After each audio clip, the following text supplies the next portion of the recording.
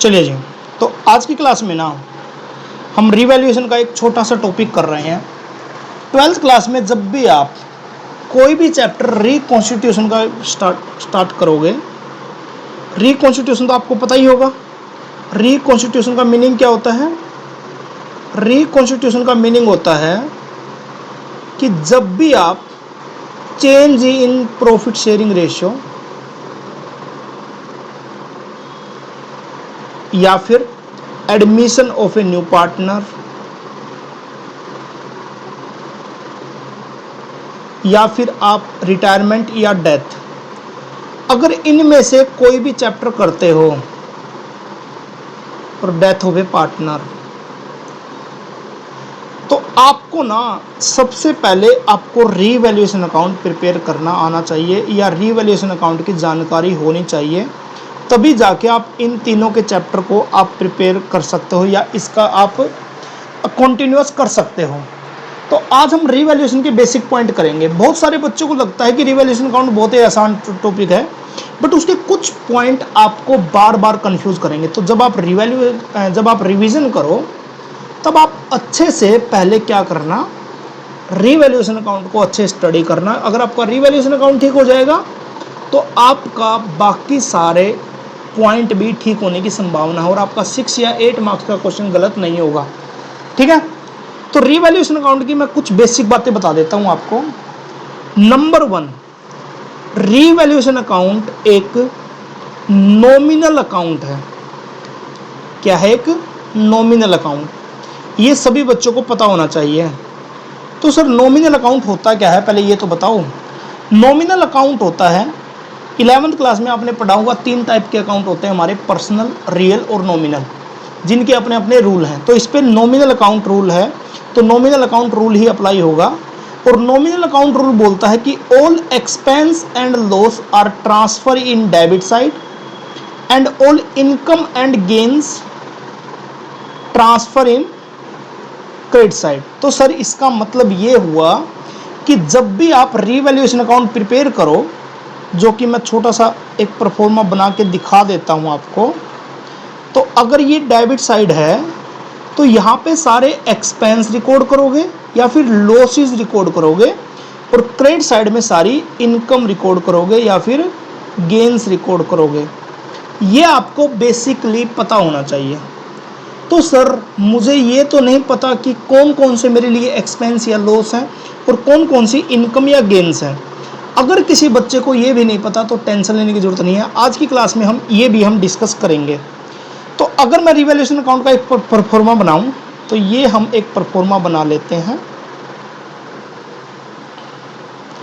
ये debit side है particular. आप ना नोट्स की फॉर्म में इसको बना भी लो, जिस बच्चे ने अभी तक अच्छे से नहीं किया है। ठीक है, पर्टिकुलर अमाउंट। अब बताओ आपको लॉस कहाँ कहाँ हो सकता है। नंबर 1 लॉस, अगर आपकी एसेट्स की वैल्यू किसी वजह से डिक्रीज हो जाती है तो आपको लॉस होगा। और अगर एसेट्स की वैल्यू इंक्रीज होती है तो सर इंक्रीज डिक्रीज का मतलब क्या है ये तो बताइए। मान लो आपने अपनी बैलेंस शीट में मशीन की वैल्यू दिखा रखी है 1 लाख रुपए और मार्केट में आज उसकी वैल्यू है 1,50,000 रुपये, तो बताओ ये आपको फायदे की बात है ना। तो ये रिवैल्यूएशन अकाउंट क्रेडिट साइड में दिखाओगे 50,000 रुपये। कई बच्चे क्या करते हैं 1.5 लाख दिखाने लग जाते हैं। नहीं, प्रेजेंट वैल्यू नहीं दिखानी, हमें दिखानी है जितनी वैल्यू इंक्रीज या डिक्रीज हुई है। तो एसेट्स की वैल्यू या तो डिक्रीज होगी या इंक्रीज होगी। उसी तरह लायबिलिटी की वैल्यू अगर इंक्रीज होगी तो लॉस है आपको। सर मान लो आपके ऊपर कोई बर्डन है, कोई लॉस है, कोई लायबिलिटी है, अगर उसकी वैल्यू इंक्रीज हो गई तो उसको क्या बोलेंगे? लॉस। और लायबिलिटी की वैल्यू अगर डिक्रीज हो गई तो आपके लिए फायदे की बात है। मान लो आपको कोई क्रेडिटर था 10,000 रुपये का, आज उसने कहा कि भैया छोड़ो मैं पैसे नहीं ले रहा, आप मुझे मत देना, मुझे 10,000 की जगह 5,000 दे देना, तो आपको 5,000 का फायदा हो गया ना। चलिए, कोई एक्सपेंस हुआ तो यहाँ पे रिकॉर्ड करोगे, कोई इनकम हुई तो यहाँ पे रिकॉर्ड करोगे। सर एक्सपेंस और इनकम क्या होता है? एक्सपेंस मतलब कोई भी न्यू एक्सपेंस क्रिएट हुआ है, रिवैल्यूएशन एक्सपेंस भी होता है। तो that is transfer in debit side, क्योंकि because all expense are recorded in debit side. चलिए, अनरिकॉर्डेड लायबिलिटी, ये भी कई बार क्वेश्चन में बता दिया जाता है कि भैया एक लायबिलिटी थी जो पहले हमने रिकॉर्ड की नहीं थी, आज मुझे पता चला कि एक लायबिलिटी है जिसको मुझे रिकॉर्ड करना है, तो वो आप डेबिट साइड में रिकॉर्ड करोगे। अनरिकॉर्डेड इनकम, अनरिकॉर्डेड इनकम क्या होती है भैया?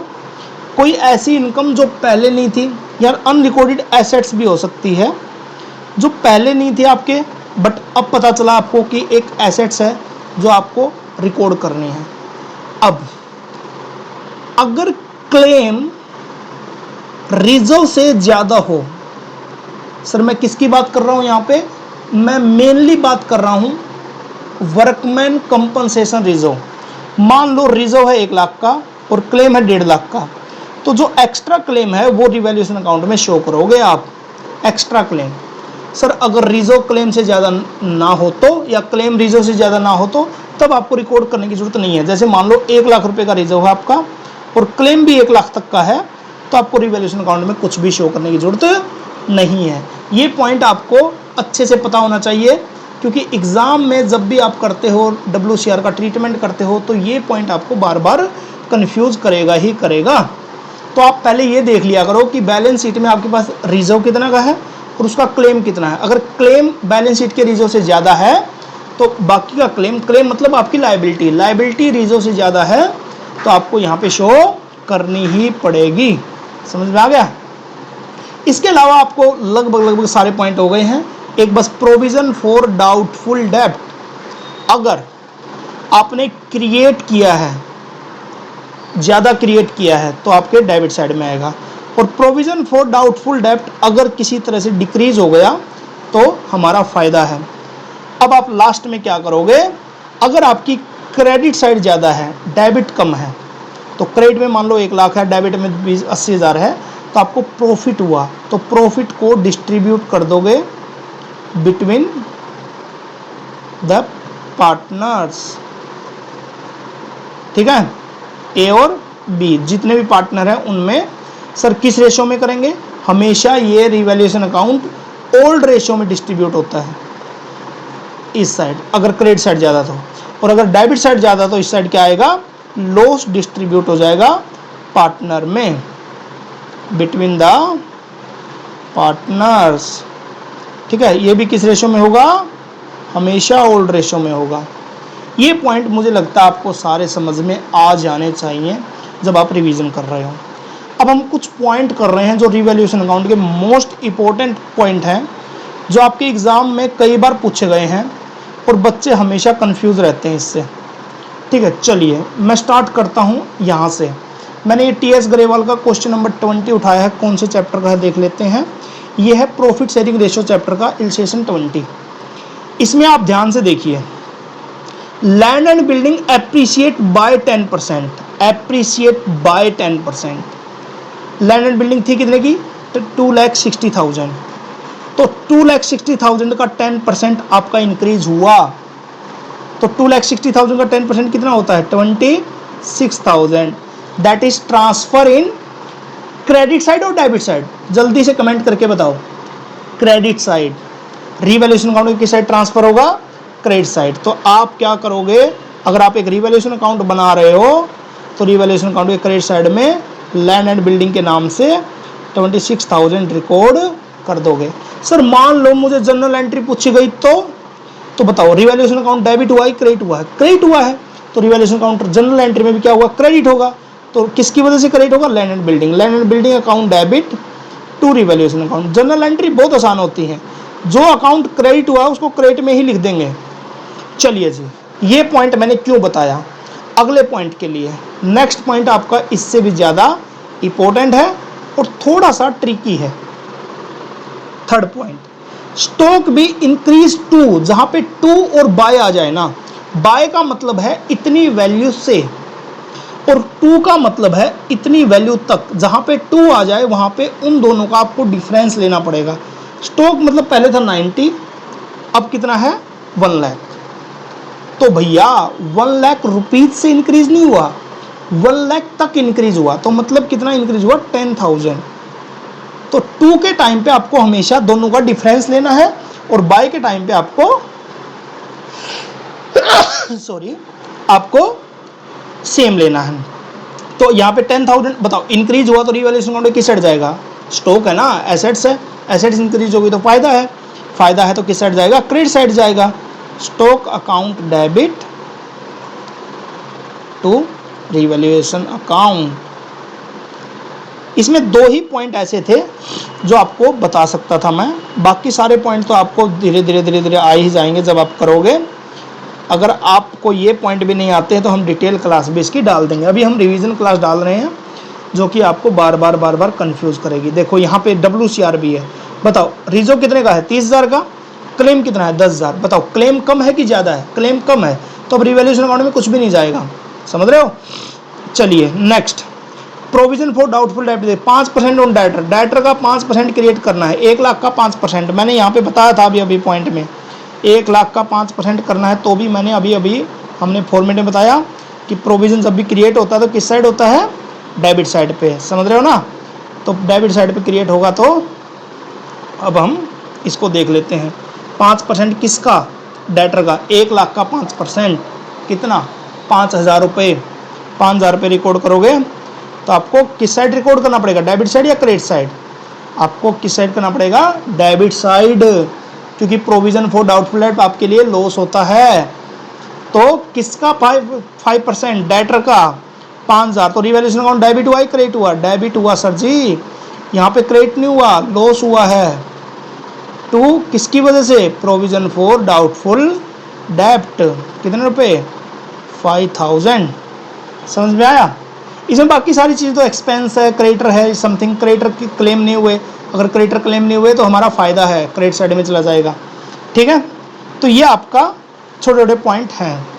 अब इसमें देखो, इसमें भी हम सेम बात करेंगे। Value of furniture is to be increase by मतलब इतनी वैल्यू से, तो रिवैल्यूएशन में यही वैल्यू जाएगी। किस साइड जाएगी? जल्दी से बताओ मुझे, क्रेडिट साइड या डेबिट साइड? क्रेडिट साइड जाएगी। तो एंट्री क्या होगी? Furniture account debit to revaluation account. समझे?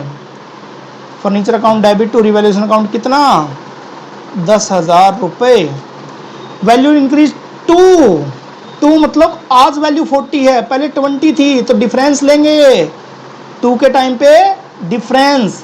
यहाँ पे अप टू मतलब डिफरेंस बाय। अच्छा इसको अभी ये पॉइंट रहने दो, यहाँ तक देखो अभी, ठीक है? ब्रॉट अप टू, यहाँ पे भी डिफरेंस लेंगे, ठीक है? यहाँ पे 20,000 इंक्रीज हुआ है तो क्रेडिट में जाएगा, ठीक है? यहाँ पे भी क्या हुआ है? इंक्रीज हुआ तो क्रेडिट में जाएगा। अब मैं पॉइंट 4 बता रहा हूँ। जिस बच्चे ने अभी तक रिवैल्यूएशन अच्छे से नहीं किया या फिर शब्दों के जाल में उलझ जाता है तो वो बच्चा अपने आप को लॉस में डालेगा अगर ये नहीं सुनेगा। तो यहाँ पे देखो, इज टू बी लिख रखा है और यहाँ पे लिख रखा है is. Stock is under valued bye 10%। मतलब क्या हुआ कि स्टॉक जो बुक में दिखा रखा ना वो 10% ऑलरेडी कम है। सर कम है तो आपको बढ़ाना पड़ेगा, इंक्रीज करना पड़ेगा। सर तो मैं इंक्रीज कैसे करूंगा? 18,000 का 10% निकाल दूं? बिल्कुल नहीं। 18,000 का 10% बिल्कुल नहीं निकालना। तो सर क्या करना है? 18,000 तो खुद 10% कम है। समझो इसको, थोड़ा सा दोबारा समझो दिमाग से। Stock is under valued bye 10%, मतलब पहले से ही 90% है। पहले वाली वैल्यू जो यहाँ पे थर्ड में था, सेकंड में था या फर्स्ट में था, पिछले क्वेश्चन में था, उसमें आपको 100% वैल्यू दे रखी थी। आपको सिर्फ इंक्रीज करना था या फिर डिक्रीज करना था। यहाँ पे आपको ऑलरेडी डिक्रीज दे रखा है तो आपको क्या करना? इंक्रीज करना है 10% से। बट आपको 10% निकालना कैसे है?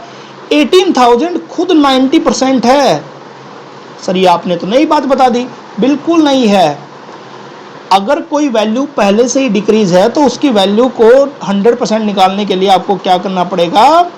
अब 100% वैल्यू है 20,000, इसका मतलब आपको 2,000 से इंक्रीज करना पड़ेगा स्टॉक को, और उसकी जनरल एंट्री होगी रिवैल्यूएशन अकाउंट के क्रेडिट साइड में। Stock account debit to revaluation account. Sir ji ये सबसे इंपॉर्टेंट टॉपिक है इस चैप्टर का या रीवैल्यूएशन का, किसी भी क्वेश्चन में चिपका देगा। अगला देखो, stock is over valued bye 10%। देखिए यहां भी फंसा दिया। अब ओवर वैल्यूड है, अच्छा ये बताओ टोटल वैल्यू कितनी होती है 100, ये 10% ज्यादा है तो कितनी हुई 110। तो ये 22,000 रुपये अगर 110 हैं तो 100 निकालने के लिए हमेशा याद रखा करो कि हम परसेंटेज का रेसिप्रोकल करते हैं। परसेंटेज निकालने के लिए क्या करते हैं 90/100, तो यह करेंगे 100/90। उसी तरह 22,000 डिवाइड बाई 110 इंटू 100, 20,000। मतलब बुक वैल्यू आपकी 20,000 होनी चाहिए, बट आपने दिखा रखी है 22,000। इसका मतलब 2,000 रुपये आपको डिक्रीज करना पड़ेगा। सर क्यों करना पड़ेगा? क्योंकि आपको इसमें वही सेम बातें रिकॉर्ड करनी है। क्या हो गया, एक मिनट, हाँ ठीक है। तो जी आपका ये कितना आया, 22,000 में से 2,000 रुपये कम हो गए। ये मैंने करना सिखा दिया, यहाँ पे आप नोट्स बना सकते हो। तो इसकी एंट्री क्या होगी, कम करना है ना, तो रिवैल्यूएशन अकाउंट किस साइड जाएगा, debit side. Revaluation account debit to stock account. तो सर अगर कोई पहले से ही कम या ज़्यादा है तो हमें 100% निकालना है, तो परसेंटेज का रेसिप्रोकल करेंगे, फिर उसकी 100% वैल्यू आएगी, फिर हम डिक्रीज करेंगे। ठीक है, बाकी सारा तो ये आसान पॉइंट है ही। ये कुछ पॉइंट थे जो हमें लग रहा था। एक ये है देखो 1/3 of the machine taken by Rohit of 30,000, balance वाली वैल्यू 56,700, मशीन वैल्यू 72,000। एक बात बताओ, मशीन की वैल्यू कितनी है 72,000। पहले इसका 1/3 कर लो, इसका 1/3 कितना हुआ 3 दूनी 6, 24,000 रुपये। और इसका फिर रिमेनिंग 2/3 कितना हुआ 72,000 का। ये तो हमें पता चल गया कि भैया कि एक वैल्यू 24,000 है, एक 48,000 है। अब मुझे एक बात बताओ आप लोग, 24,000 की मशीन रोहित ने कितने में ली 30 में, तो बताओ फायदा हुआ कि नुकसान हुआ, 6,000 रुपये का फायदा, प्रॉफिट। मशीन के एक पार्ट पे प्रॉफिट हुआ। अब मशीन का दूसरा पार्ट की वैल्यू कितनी है 57,600। बताओ इस पर भी फायदा हुआ, समझ रहे हो कितना हुआ 9,600, ये भी प्रॉफिट। अब दोनों जगह प्रॉफिट हुआ, एक जगह लॉस होता तो माइनस करते, 15,600 रुपये का प्रॉफिट। इसको समझे आप, नहीं समझे तो बता देना, दोबारा करा देंगे।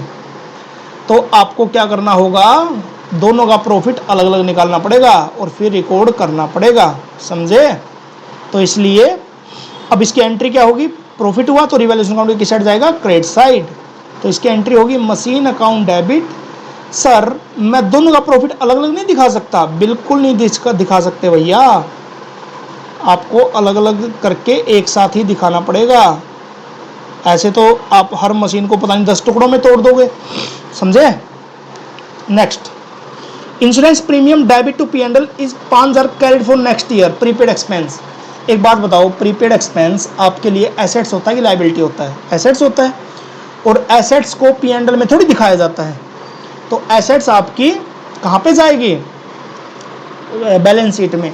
तो एसेट्स अनरिकॉर्डेड एसेट्स है ये, तो रिवैल्यूएशन अकाउंट की क्रेडिट साइड में जाएगा ये। तो आपका एंट्री होगी prepaid expense account debit to revaluation account.